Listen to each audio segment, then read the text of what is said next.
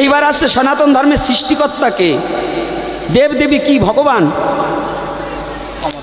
সনাতন ধর্মের সৃষ্টিকর্তাকে, ধর্মের সৃষ্টিকর্তাকে না জীব সৃষ্টিকর্তাকে? কোনটা?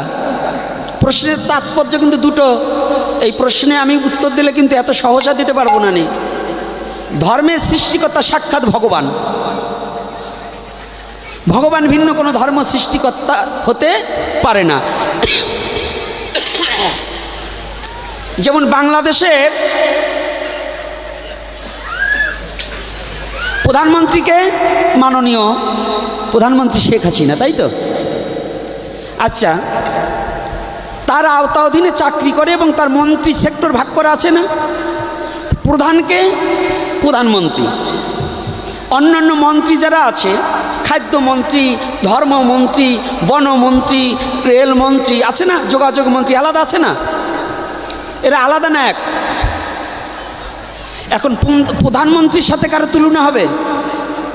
তো এই জীব সৃষ্টির সময় আত্মাগুলো সমস্তই ভগবানের অংশকলা থেকে ভগবান নিজেই সৃষ্টি করে দিয়েছে।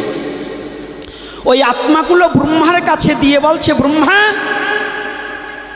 এই বডিটা সৃষ্টি করে পৃথিবীতে জীবকে পাঠাবে, এই দায়িত্ব তোমার প্রতি দিলাম। এজন্য সাধারণ জীব যারা এই দেহ সৃষ্টির কর্তা যিনি, তাকে আমরা ব্রহ্মা বলে, সৃষ্টিকর্তা বলে মানি।